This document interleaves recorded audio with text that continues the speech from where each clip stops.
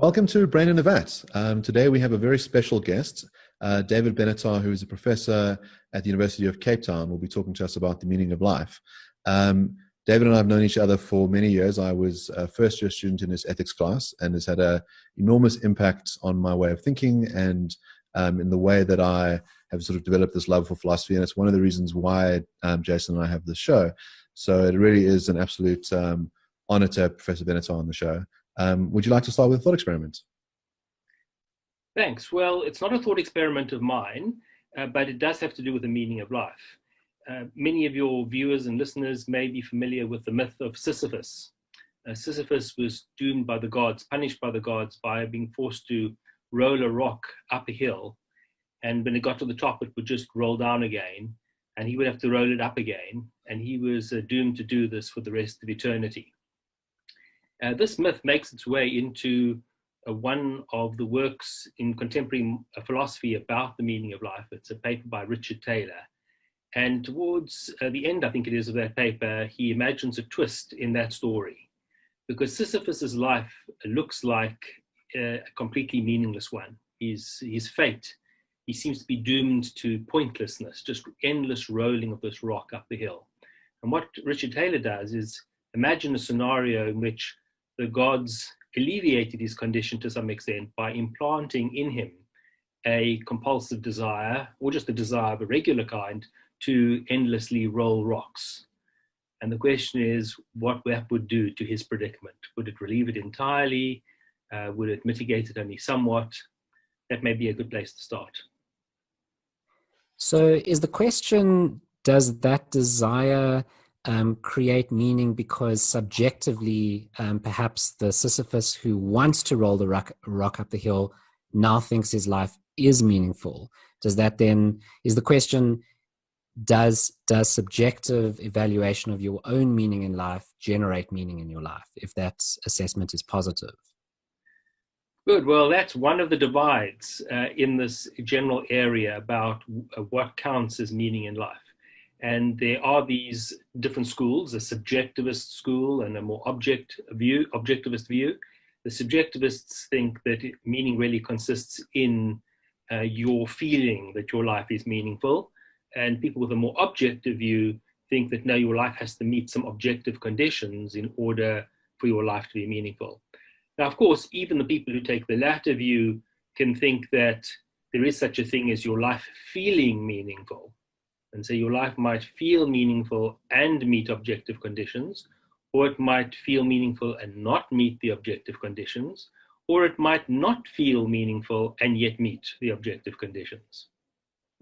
So Thad Metz, in his book on meaning in life, sort of takes a full frontal assault on the subjectivist view, which I think a lot of people kind of feel like, well, whatever you say is meaningful in life is meaningful, and it's just a matter of your particular conception of it.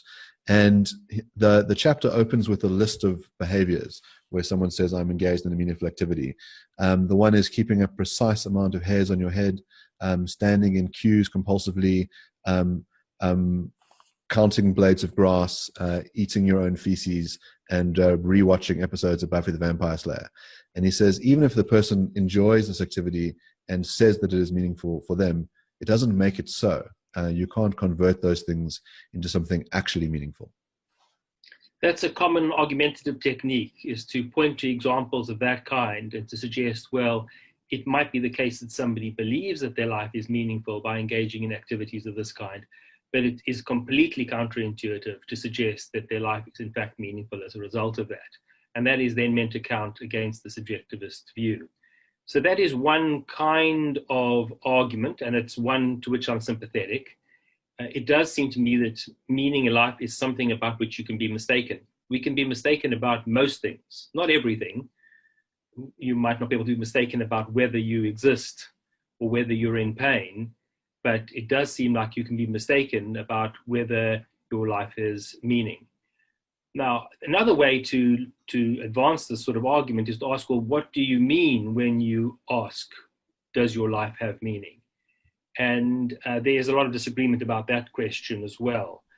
Some people want to try to specify some necessary and sufficient conditions for what it would take in order for a life to be meaningful.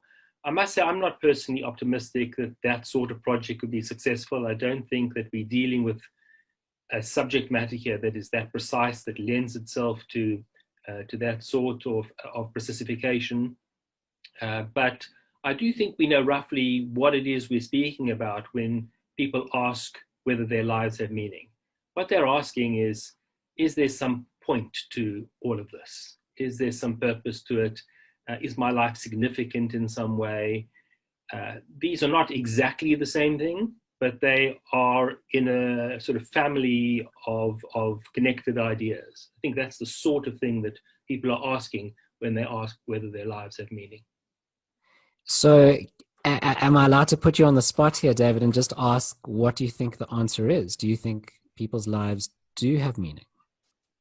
Well, I think one needs to ask more about the different perspectives from which you could ask that question. So I think that, yes, lives do contain or can contain some meaning.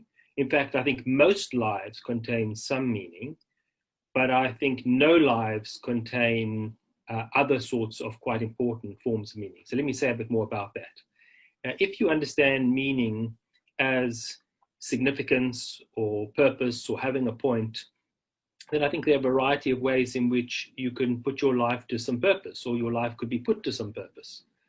So you might be of significance to, let's say, your members of your family. You may matter to them. Your very being may matter to them. The activities that you engage in, your desires, what you do, these things may matter to them. It may have an impact on them, a positive impact, a negative impact on them. And your life can have meaning from the perspective, let's say, of your family. And I think there are vast numbers of people, not everybody in the world, sadly, but vast numbers of people whose lives have meaning from that perspective. But we can sort of fan out from there to broader perspectives. If you think beyond the family to larger communities, then again, many people whose lives do have meaning from a larger communal perspective. They have an impact, they have some significance for some broader community. You can imagine a yet broader perspective, let's say the perspective of all humanity. And there are many fewer lives that have meaning from that perspective. Many people just go through their life without having a significant impact from the perspective of humanity as a whole. There are some small number of people, though, who do. So you can imagine somebody, for example, who discovered or invented a vaccine for COVID, for the coronavirus, to prevent the COVID disease. Well, that person would have an impact on humanity at large. That would be a life that is significant from that perspective. And so I think there'll be some people whose lives are meaningful from that perspective. But then there's the much broader perspective, what is often called the cosmic perspective. And the question is, well, could our lives have meaning from that perspective? And that's where I'm very pessimistic. I don't think that our lives do. There are some people who disagree, and we can speak a bit about why they disagree and what they think the cosmic meaning might be. But there, I think we're going to fall short. And since that is, in a sense, the ultimate form of meaning, it's going to be, I think, somewhat disappointing, that news. At least somewhat disappointing, maybe very disappointing for many people. So I wonder, why do you think that cosmic sense of meaning is, you said, the ultimate form of meaning? Why is it the most important? Why not that very kind of individual level meaning? Why is that not more important? Or perhaps the community meaning? Why would that sort of grander scale be equivalently more important? I think in general, the broader the perspective, the more the meaning on one axis. It's not more in every axis, but there's an axis in which the broader the perspective, the more the meaning that you have. If you think what generates this sort of question, so imagine you get up in the morning and you eat and you perhaps clean yourself and you get ready to go to work in a normal world, not a pandemic world. And you go out there and you deal with all the frustrations of work and you earn your living. And why are you doing that? Well, in order to keep buying food, to keep you alive so that you can continue doing the work that you're doing. And people sort of sometimes step back and they wonder, what's the point of all of this?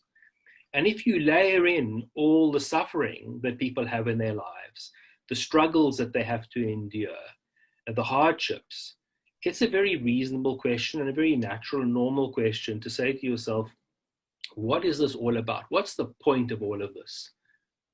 And if the point is just that I'm giving you some meaning and you're giving me some meaning, this looks like a sort of closed circle that has a certain element of value to it, but it doesn't look like it's enough to justify all the hardships, all the strivings, all the struggle, and of course, ultimately the death. So I understand that there's sort of two different points here. The one is there might be minimal amounts of meaning in our lives, that a lot of people really are engaged in a Sisyphean task. They aren't engaged in anything genuinely meaningful. Their sort of lives are highly repetitious and are often filled with other sorts of misery. So the meaning isn't doing much to sort of offset the bad stuff. And the other one is a perspective issue. So it might be, as you say, that there are some great people like Martin Luther King who are going to have a huge impact for generations, and maybe someone like Caesar for thousands of years. But once we zoom out from the perspective of the universe and we think how long humanity has been here for in comparison to all of time and all of space, it starts to look entirely insignificant. And then one might say, well, maybe it has some level of meaning, but only really on this micro level. Once we zoom out, it is as if it's, it might as well never have been. It is totally insignificant and totally meaningless. So think about, I don't know, two children squabbling in a sandpit together. And from the perspective of those children, whatever it is that they're bickering about is of immense significance. It's something very important to them. It's enough for them to be coming to blows, perhaps. But if you just step back a few yards, it might look a lot less important. And if you step back to, let's say, the whole of the world, that little squabble going on in the sandpit is utterly insignificant. So the one objection which I kind of raised earlier, which is that the one objection is, why do we think this individual view that those children have in the sandpit is less important than the cosmic view? But as you alluded to earlier, there's a second objection, which is perhaps we do have cosmic significance. And I can think of one way in which that might be the case. So what about the creation of something beautiful or the creation of art? When we do that, are we not contributing to something that seems to be outside of time and located to a specific place? If you create a beautiful concept, or let's say a gorgeous mathematical proof, that seems to have some sort of broad significance, regardless of who you are or where you create it. Why do you think that? It seems to me like when you discover something or create something, let's rather talk about creating something than discovering something. When you create something that's non-tangible, let's say an idea, or even if you create something tangible like a piece of art that seems to have value that transcends the physical piece of art that contains it. So you for example, sculpt a gorgeous statue. It seems like the value of that statue is more than just the clay that it's made out of. It seems like you have created something new in the world. And it seems like the amount of beauty or the amount of intellectual aesthetic gorgeousness in the case of a new concept in the universe has increased. And it doesn't necessarily have to be thought of as increasing just in this tiny little location on Earth. It seems like it's something that has increased in the universe as a whole. I'm not so sure about that. I'm sure you've heard the phrase that beauty is in the eye of the beholder. That usually means one thing, but I want to use it for a different purpose here to say, well, if there were no sentient beings, as there will one day be no sentient beings, whatever beauty you've created has no value at that point. So significance is significance for the perceivers, for the people who would derive some benefit. I agree, it doesn't just reside in the clump of clay. but it does reside in the eye of the beholders. Do you feel that way about all values? So not just beauty, but any kind of value? Would it only be valuable insofar as it's perceived or thought about by a specific mind? Or could it have value outside of the minds that perceive it? I think there's an ambiguity in what you've said. So one thing you might mean is that somebody perceives something to be valuable, and the other is that there must be some perceiver in order for something to be valuable. Yeah, let's go with the latter. I think the latter is what I mean. The latter, I think, is the more charitable interpretation, because I think people certainly can be mistaken about whether something is valuable or not. But yes, I mean, let's take paracetamol, a simple painkiller. Its value resides in its ability to take away some relatively modest pain that you have. And you might not even appreciate it. It might be that the paracetamol is slipped to you without your being aware of it. It relieves your pain, and that's good. That's a positive value, even though you're not aware of it. But if there's nobody feeling pain, if there are no sentient beings, paracetamol has ceased to have value. Yeah, I think that makes sense because paracetamol has a certain function, right? So its function is to alleviate pain. And so, given that no one's in pain, if there was a universe with no one in pain or no people to be in pain, then its function would never be served. And so, it would have no value. But there seem to be other things that have value beyond their function. It's hard to see, for example, what the value of a piece of art is functionally. It seems to have something more than that. Well, just by the way, I'm arguing for this, and I don't even believe in the existence of art. So I'm adopting a position here that I don't really hold. But I imagine many people would hold a position like this. I think there could be a functional interpretation. It might be different from the one that you would apply to paracetamol, but it would be the aesthetic benefit that it has to people. So I see you've got some artwork behind you there, at least one, some other posters. The value of that might be to you as the perceiver of that. It serves that sort of function. But if all sentient beings were obliterated and that were hanging on the wall, it's not clear to me it would have any value. Mark, do you agree with that? I think you hold a different view.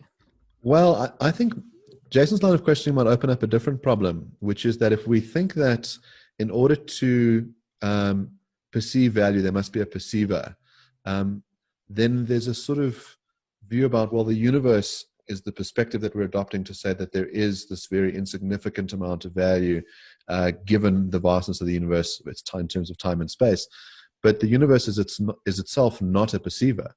And so if we think that to make adjudications about value, we require a perceiver, then we might be mistaken to be looking at the universe's perspective, because it cannot have such a perspective. Well, I think you're quite correct that the universe itself doesn't have a perspective. But you can imagine a scenario, let's say, where the universe was heavily populated, or just more heavily populated than it is now. So it was populated not just on Earth, but there were other places where there were, let's say, sentient beings. And let's imagine, just as there are some people whose life work has significance for their fellow terrestrials, imagine a scenario where some people on Earth, their life work has significance for people in distant corners of the universe. Well, now you might say, from some cosmic perspective, I mean, just as with terrestrial perspectives, there can be spectrums, there can be degrees of terrestrial perspective. So with cosmic perspective, there can be degrees. But you might say that from some cosmic perspective now, your life or the life of that person has meaning. It seems entirely intelligible to me. The fact that there are, if it is a fact, that there are no such beings or that we're having no such impact, means that our lives do not have that sort of meaning. I take it then an implication would be, let's say that humanity dies out, but there's a record of all of the various things that humans have created. And let's assume that some other sentient space aliens come and they discover this. And it happens to be the case that what we've produced is valuable to them. And they spread it around the universe. And people are delighted and amused and enlightened by the various things that were made by this former race of humanity. That would, I take it, make our lives more meaningful from the perspective of the universe, even after we've died out, because the sort of record is playing this galactic role, having this big impact. Yes, of course, it depends on the nature of that impact. So here's another thought experiment. Robert Nozick imagines a scenario where the purpose of our lives is to be food for intergalactic travelers. So the reason why you were created was that intergalactic travelers could eat you. Now that might be some sort of cosmic purpose, but it doesn't seem to be the right sort of cosmic purpose. It doesn't seem to be a satisfying one. It doesn't seem to give you the kind of answer you're looking for when you're wondering what it's all about. So you're going through all these life strivings and you're dealing with everything and it's difficult. And you ask, well, what's it all about? And somebody tells you, well, you're going to be food for intergalactic travel. You say, oh, okay, well, that makes it all worthwhile. I feel much better now. That's not the kind of reaction that you have. So I would want to know more about what it is that we've left behind and what it's doing for these aliens. But if it were the right sort of thing, then yes, it could posthumously give our lives some form of cosmic meaning. So this reminds me about a novel, a science fiction novel whose name has escaped me. And basically the premise is that we started broadcasting radio waves in the 1900s. And all our TV programs and music stations have been broadcast over time. And they've gone out into space in wider and wider diameters until they've reached neighboring star systems. And we provide the entertainment for the galaxy. And totally unbeknownst to us. And one day when our programming changes, the neighboring aliens are quite upset. So on that kind of conception, assuming you think that entertainment is meaningful, you would say that our entertainment has galactic purpose or galactic meaning, has this kind of universal meaning, assuming it went all the way through the universe. And you're saying what you're saying is that on the universal perspective, the perspective of the universe, you would need to impact right through. You'd have to impact right through the universe in order for what you're doing to have that kind of meaning. But I'm curious about that claim. So earlier you said, well, first imagine that humans were the only existing beings, right? But then you changed it to imagine that the universe was full of beings. In that case, it seems like we would need to impact a lot of those other beings on those far corners of the universe in order for us to have that universal meaning. But now let's return to that first supposition, the idea that humans are the only beings, right? Just imagine for a moment that there aren't any others. Why then should we think that all those distant, far-flung, unpopulated corners of the universe matter more than this particular location? Why think that, given that you've said that meaning requires a perceiver and those parts of the universe are incapable of any kind of perception because there's no minds, why think we should stretch how far universal meaning, how far the distance is? Why should we stretch that distance all the way to those far-flung corners of the universe when we consider whether there's a perspective that matters as to how meaningful our lives are? So I think I've answered that question already in one way. So let me try to answer it in another. Sometimes people phrase the objection you've raised or the concern you've raised by saying, well, what would it count to have cosmic meaning? Of course, you can imagine different scenarios in which that's true. The one is where the cosmos is populated beyond Earth, and the one in which it's not. So you're imagining it's not. And then the question to me is, well, if it can't have meaning from that broader perspective, then why worry about it?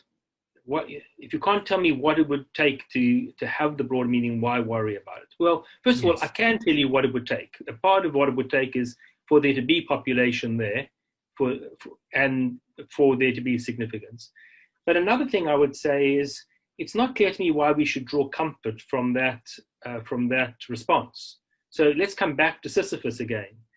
So let's imagine that Sisyphus is rolling this rock up the hill and down. I'm setting aside the scenario in which he's implanted with this desire. It's the classical myth of Sisyphus, where he's rolling this rock up the hill and it's falling down.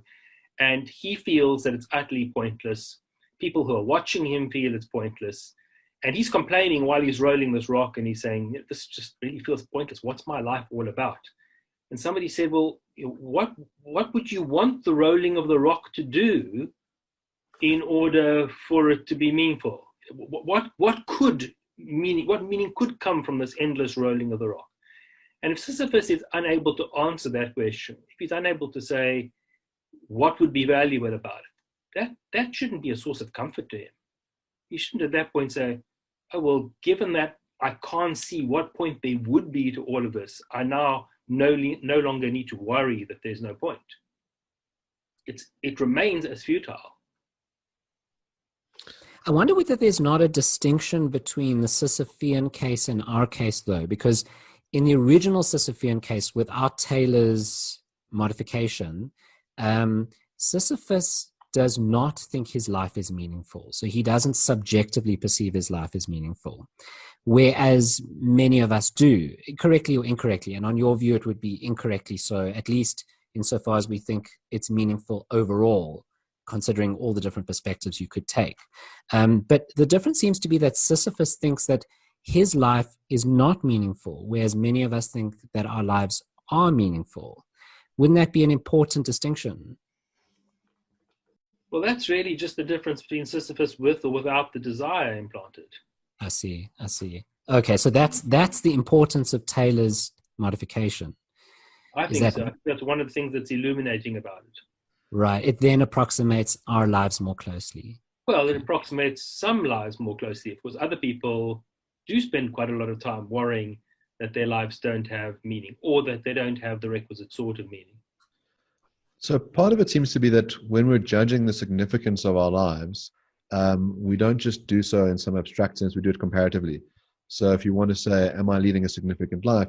You would, let's say, look at maybe your immediate friend circle, or your family, and think, well, I'm doing okay in comparison to them. When we start zooming out and looking at your community, you might think, well, really, the impact I'm having is rather insignificant to the big leaders in my community. And then when you think about the sort of the greats of humanity who've saved thousands of lives through their innovations or created beautiful works of art, you then again think that your contributions are less significant. And then the question is whether this move towards the perspective of the universe then dwarfs all of it. Or if Jason's point is to say, well, assume for the sake of argument that there is no intelligent life beyond Earth, that this zooming out to make us look insignificant is unfair, because there is just a great void there, and we could just pretend that the void wasn't there, and then we would constrain ourselves to a kind of earthly comparator, and that would at least make our relative meaning more understandable and more grand in comparison. Look, I think there are lots of things to be said about what you've just suggested. The one is, how should we respond to our condition? How should we respond to the fact that we can get terrestrial meaning of some kinds, not of other kinds, that cosmic meaning is not open to us? And one response is just to be perpetually demoralized about this, perpetually gloomy about this. Some people want to go so far as to take their own life because they think there's no cosmic purpose.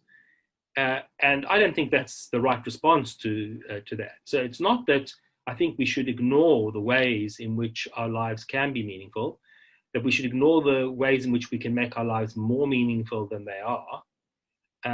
But I just don't think we should delude ourselves into thinking that they are more meaningful than they are and that they can be. So it's just a question of having a clear-eyed view of just how much meaning your life can have.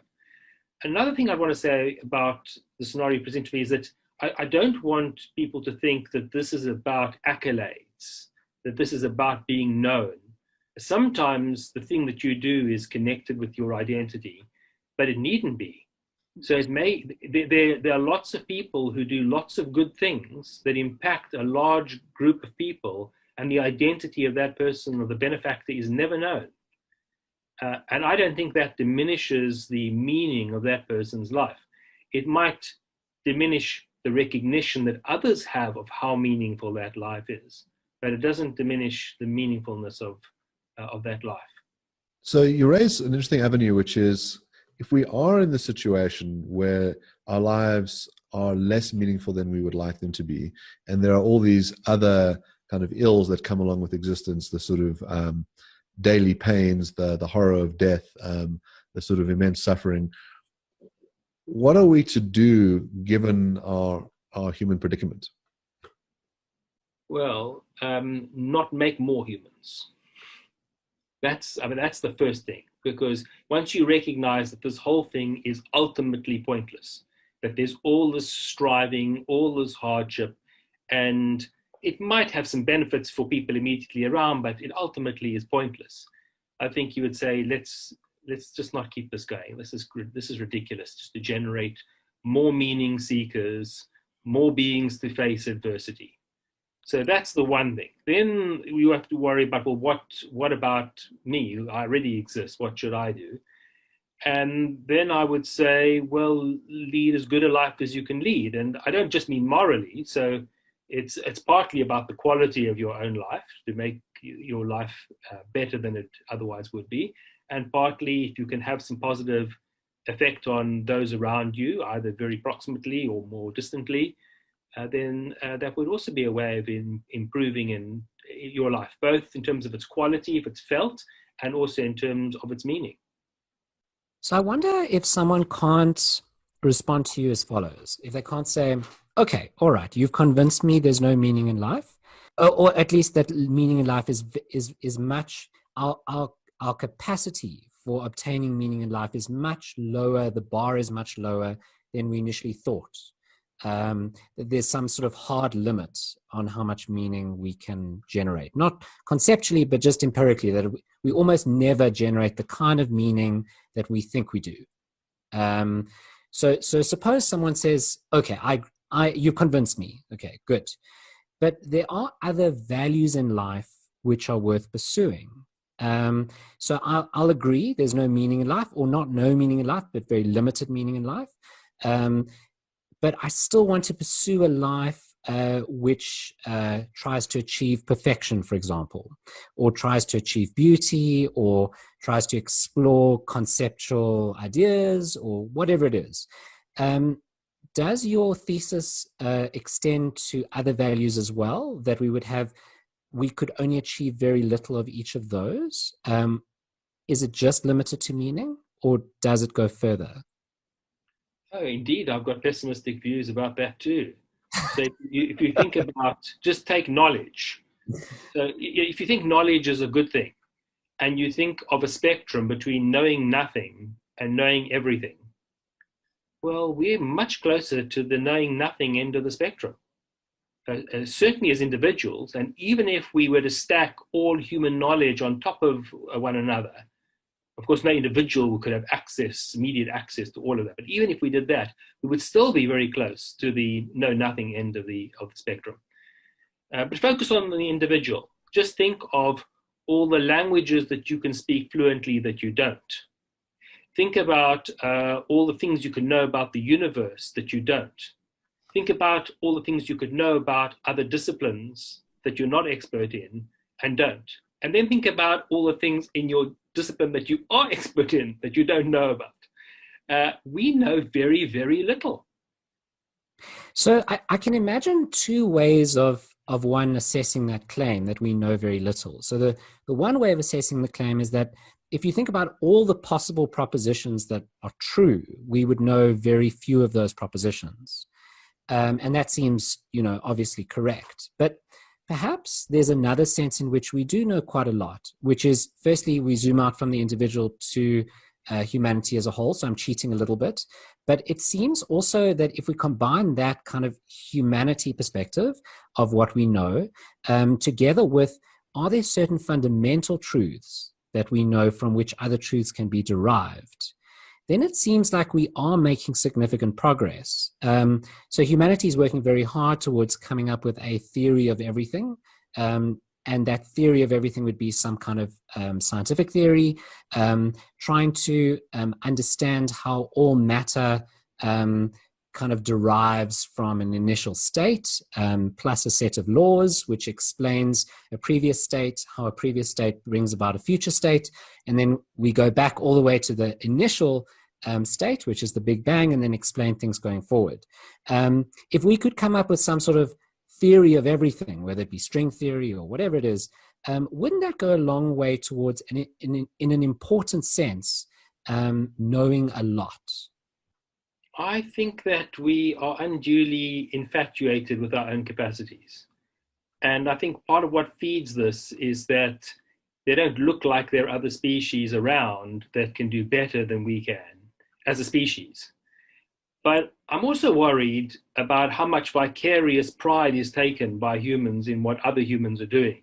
So if there are some sort of genius scientists out there that are discovering all these wonderful things, and we're taking some pride in that fact, that's misplaced. We don't get any credit for that. And the other thing to notice, of course, is a lot of those people, brilliant as they are in their area, have all kinds of other deficiencies. I mean, think about some of these great minds that can probe the ends of the universe in their minds, in their heads, and they can't get into the mind of the person next to them. They can't mind read the person next to them. They can't see how their behavior is being viewed by that next person. They have mind blindness of that kind. And I think we should focus more on the individual for now rather than on the collective species, because it is more about the individual predicament. Although some of what I say would also apply at the species level. We know very little. We're very limited. And it's not just knowing. It's not just about propositions. Think about wisdom. And wisdom is not just about propositions. And some people have more of it and some people have less of it. But any one of us has very little in comparison with what we could have in principle. So it seems that we're sort of standing at the base of an incredibly tall cliff, and one which is probably insurmountable. And when faced with this, we can either say, well, we should try in our one life to ascend this cliff as far as we can get, to try and maximize the pleasures we can get out of life, the meaningful experience we can get out of life.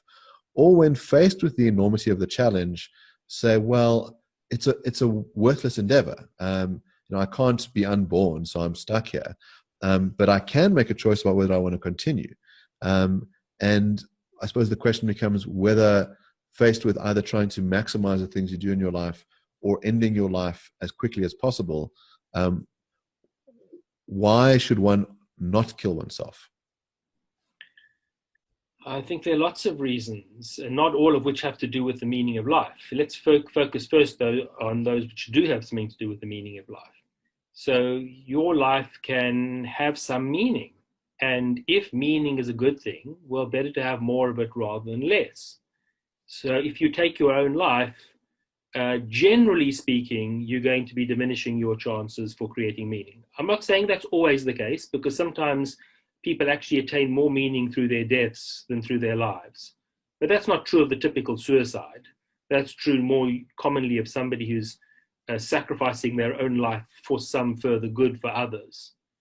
So sometimes we can derive more meaning or create more meaning through our own deaths. But in general, that's not the case. In general, the longer you live, all things being equal, the more meaning you can generate. I'm not sure I'd quite use the analogy of that cliff. I think that's all going to depend, the power of that analogy is going to depend on how into cliff climbing you are. You just might not like climbing cliffs. You might think, well, I'm going to stay down here at the bottom and do lots of constructive things at the bottom without climbing.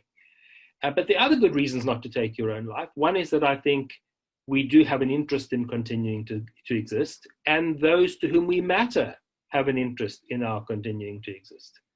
And meaning isn't everything. There are other things as well. They're like pleasure. So let's imagine that you didn't have meaning, but you could get more pleasure or other goods in life. It may be worth pursuing those, even if meaning or more meaning were beyond your reach. Are those enough, those other goods? In other Enough words, for what? If it's not enough to keep you alive, then yes, I think don't take your life. It's ill-advised to take your own life because you think your life doesn't have cosmic meaning. But I wonder then if you're stuck in a dilemma here. So on the one hand, if you say they're enough to validate why you should carry on living, or at least why you shouldn't take your life, then it seems like that's enough full stop. And enough full stop sounds like can give your life meaning. If you say that, well, actually, they're pretty pitiful, they're extremely limited, there's only a small amount of these goods you can get, and in the scheme of things, it seems meaningless, well, then it seems like we have to go back to the question Mark asked, which is, well, then why don't I end my life? No, I don't see that dilemma at all, because if you take meaning to be good, or at least if there are good forms of meaning that are worth pursuing, then it'd be better to have more of it rather than less of it. And the fact that you can only have a little bit of it doesn't mean to say you shouldn't get the little bit that you can get and try to maximize how much you can get. So let's say that you are in an objectively awful state of affairs. You're in a concentration camp. You are beaten every day. You are deprived of almost all of life's pleasures. It is objectively an awful state of affairs. But every day you kind of get doled out some small pleasure. A single drop of honey gets put onto your tongue, or a kind word gets sort of gestured at you. And you say, well, I guess this is better than nothing, these sort of small things, and therefore I should persist. But, if we make it bad enough, there must be some point where we say, well, it would be better for you to end this existence. It is so awful that those little bits of meaning or little bits of pleasure, those breadcrumbs don't make the whole thing worthwhile. And there is some rational reason to end your life. And maybe that's what our lives really are like when we zoom out, that they are so awful that these little bits of pleasure and meaning don't make continuing them worthwhile.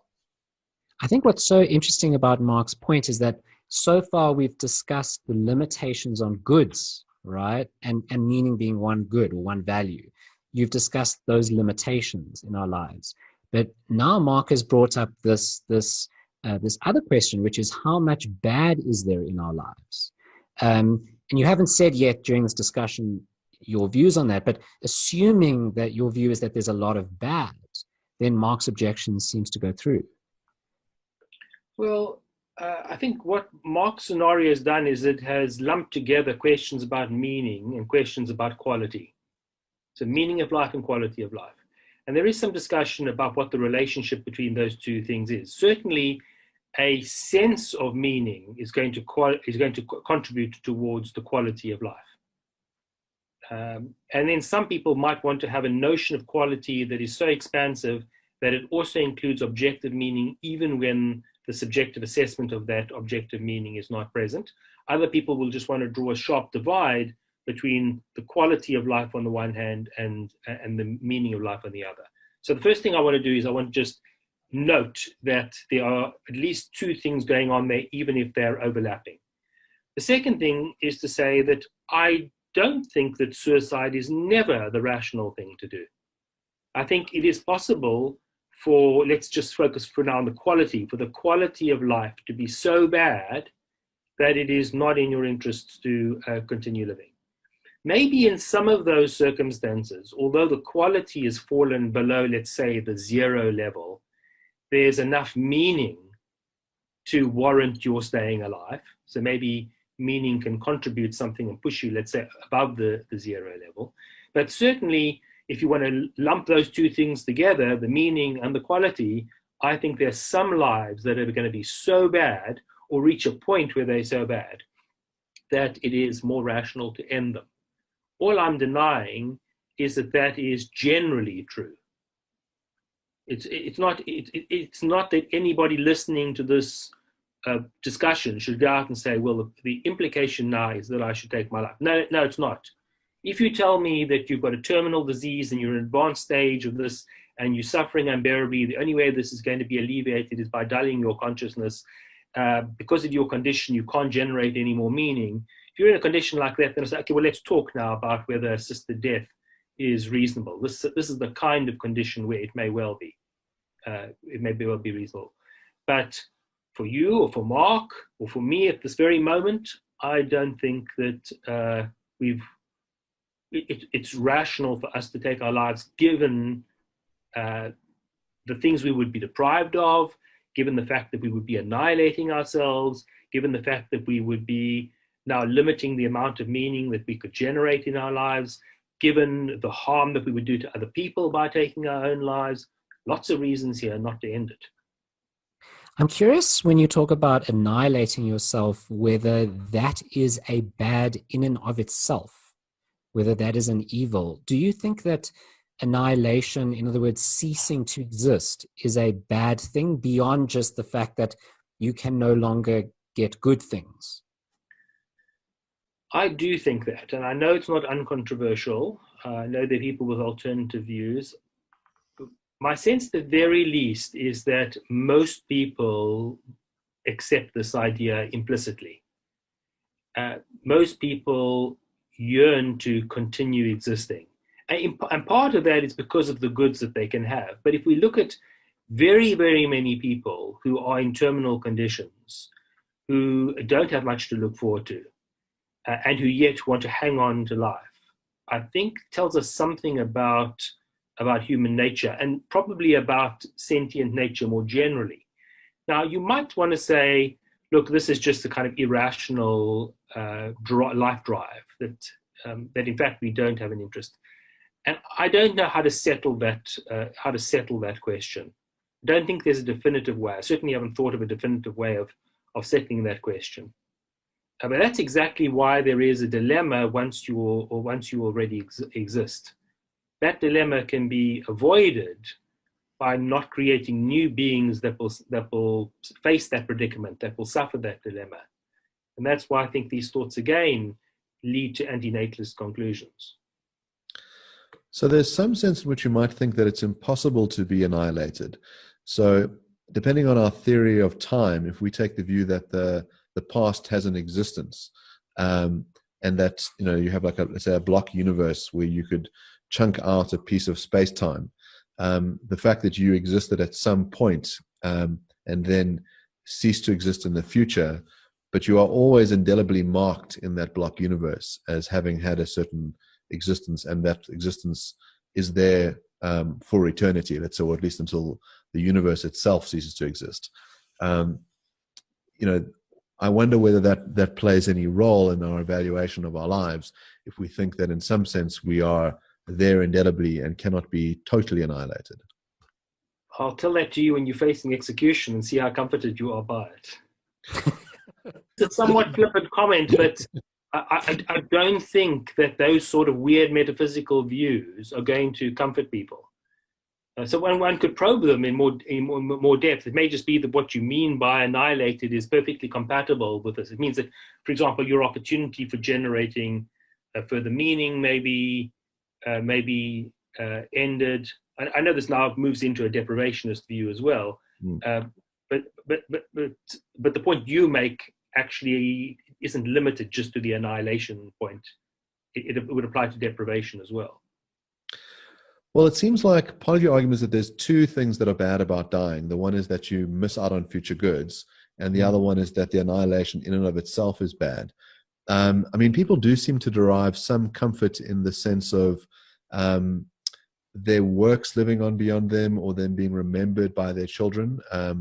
And so they might very well feel some comfort in I cannot be scrubbed from reality. Maybe my children will eventually die, I will eventually be forgotten, my works will be destroyed. But in some more fundamental sense, I am indelibly marked in the universe. That's exactly where we come to this question, this yearning for meaning. And some philosophers have suggested that where that yearning comes from is from our limits. And what meaning is about is transcending your limitations. Some of those limitations can be within your life, so you reach beyond yourself into having an impact on other people who are around contemporaneously with you. And then sometimes the limitations are questions of your mortality. So you want to sort of, as it were, reach beyond the grave and try to defy death, not entirely, because as you note, it'll all come to an end at some point, but at least to survive in some way beyond your death. That motivates a large number of people. I would say the vast mass of humanity is motivated in some way by that. So let's touch on something else. I mean, let's say we could be immortal. Would that make our lives better or more meaningful if we never died? Well, those again may be two different questions. So again, there's a philosophical literature on this question about whether immortality would be good. And some people like Bernard Williams have suggested, no, it would be terrible. He speaks about the tedium of immortality, that it would just get boring. If it went on forever and ever and ever, it would just be boring. Other philosophers have responded and said, well, it needn't be if you have enough different kinds of pleasures and activities to engage in. So you could do some and then move on to others and move on to others. And if you came back to some of the earlier ones later, then you would gain new joy and pleasure from them, just as you do in a mortal life. And so there's a debate about that. Now, I think if we're going to think about immortality, which is obviously an entirely hypothetical case, because there is no way that we can be immortal. The universe will come to an end at some point. So even if, in principle, you could continue living forever, you wouldn't have the planet on which you could live, and you'd come to an end one way or another. But if you ask, would that be good? It can't be good in an unqualified way, because if you were suffering too terribly and that went on forever, that would be a lot worse than suffering terribly and it coming to an end. So you're going to have to put a lot of stipulations in place. And some of these stipulations go back to the ancients. So if you think about the myth of Tithonus, I think it was, who wanted to live forever and was granted this wish and just got older and older and older and more decrepit. So it asked for eternal life rather than for eternal youth. So one qualification you'd have to put in place would be that you don't lose your faculties, as it were, both your physical and your mental faculties. And then other people have said, well, what happens if you remain alive, you're immortal, and all those who are close to you die? And then you develop new families and they die. You're just going to be in a sort of constant state of grief and relief. And you've got generations of people that you can, well, then you put the stipulation in place that your family and your friends can remain alive as well. And then people say, well, what about the overpopulation problem? And then you stipulate, okay, well, it's either a choice of procreating or being immortal. You can't have both. And so you stipulate some way in which you face that choice. And then there's the question about, well, what happens if you do get injured and you're suffering terribly? Maybe you'd want to die. And then you stipulate, well, okay, you've got the option at any point to end your life, but you don't have to take that option, and so you could go on forever. If you put all the stipulations in place, then it seems to me that immortality, or at least the option of immortality, would be a good thing. But immortality without those qualifications, that could be a very bad thing.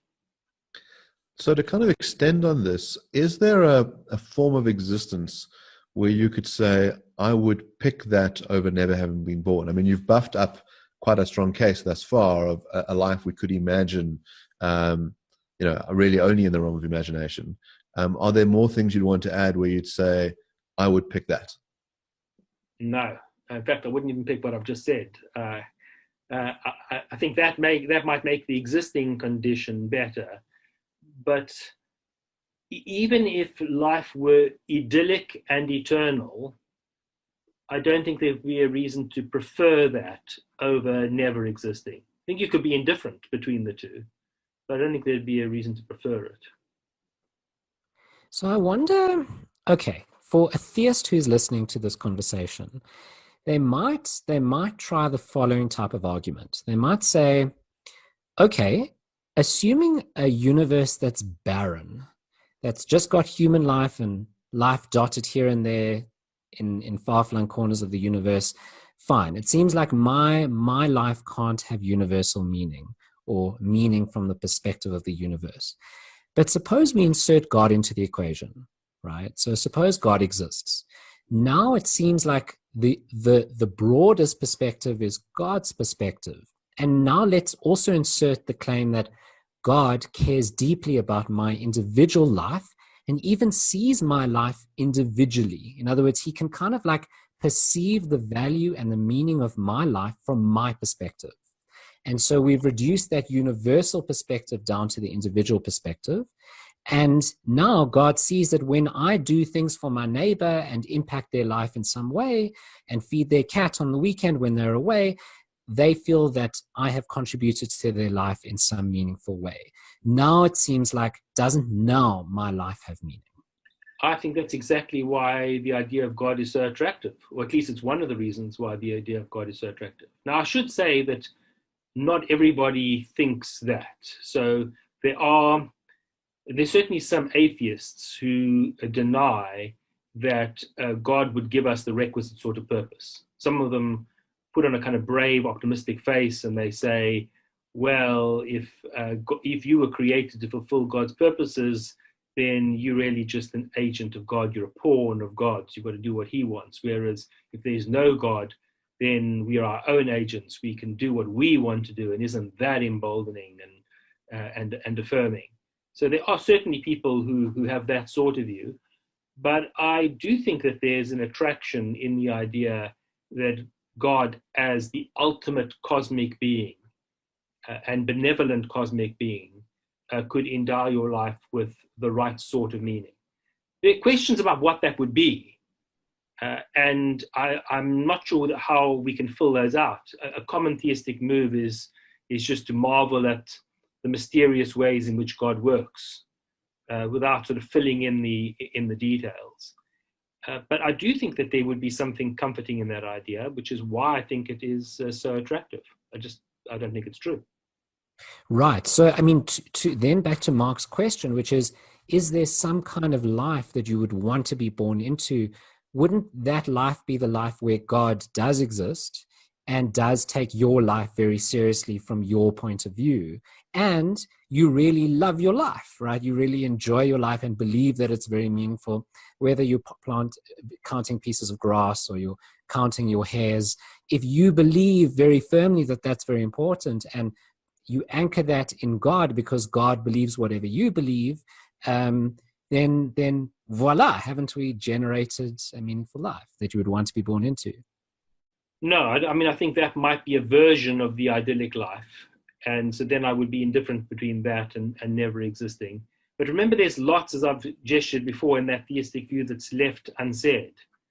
So we've got this kind of vague hand-waving suggestion about how God would provide you with the requisite form of meaning, but the details are not filled out, and it's in the nature of the narrative that you can't fill them out because you're a mere mortal, whereas God could.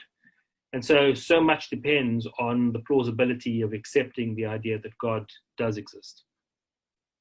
So something we haven't talked about, but I'd really like to talk about before we end, and you've alluded to it a few times, and I know that a lot of your work over the years has been on this topic, is this notion of antinatalism, or better not have been. And you've mentioned it a few times during this discussion that if you could choose between the idyllic life and not to have been, you would be you wouldn't prefer one over the other. Why would that be? Because I don't think there's a net advantage to the idyllic life. It's great if you're here to have an idyllic life, but if you hadn't existed, you wouldn't have been deprived of it. We as existers are deprived of everything short of the ideal. But if we'd never existed, it would not have been a loss. It would not have been a loss. No, it wouldn't have been a loss to us. We wouldn't have been there. It wouldn't have been a loss to us. So I take it this could be cashed out in two ways. The one is there's a non-existent entity, and so that entity can't miss out on things. It cannot have the experience of of FOMO. It can't say, I wish I could have had this idyllic life. It had no prior existence, so therefore cannot be deprived of anything. And so is in a state of neutralness. And the other one would be to say, well, it's got the benefit of having missed out on all the awful things that happen in life. So we might take the view that when we avoid, an accident where we were paralyzed, we say a good thing happened. We missed out on this terrible thing that could have happened, and that is positively good. Being committed to reality in the sense of being able to confront it for what it is means an ability to recognize all of the dark, awful things, but also all of the wonderful things about it. But is there some virtue in having a deluded state? So a lot of people will say that they say, well, I'm not really sure if there's a God, but I'm going to act as if there is one because it makes me feel happier. You've written about a kind of how people are Pollyanna-ish. So they tend to look on the bright side of life. And that this has some limited sense in which it actually makes their lives go better because of the false perception. Is there some extent where we ought to embrace a delusion, or should we be striving for as accurate a possible perception of reality as there is? Well, this is a question that I discuss in the book, The Human Predicament. I do recognize that there can be these feedback loops. And so if you think that your life is better than it is, it actually becomes a bit better than it otherwise would have been, even if it doesn't become as good as you think it is. And it is true that some deviations from reality can make you feel better, but if you get too deviated from reality, then that might not actually be good for you. It's very hard to find the sweet point. And it's also, of course, not just about you. So if there are things that you can do that make your life go better, then in principle, I'm in favor of them, but you need to be very cautious that in the process, you're not going to make them a lot worse for other people. So think about, for example, the ideologue who is so committed to whatever worldview it is that they have, that they're now going to inflict misery on people who disagree with them. And they might be religious, they might be secular, there are all kinds of versions of this. Now, you might be deriving immense satisfaction from your self-righteousness, from your sense that you are correct. But look at all the misery that you're inflicting on other people. Now you've stepped well over the mark. Again, to come back to antinatalist themes, I would say that if you are sufficiently deluded that you now bring new beings into existence, you're doing a lot of harm in the process. So if you can sort of straddle that path, I wouldn't say go for delusions. I would say go with coping mechanisms of another kind. And they can include things like not focusing on all the time.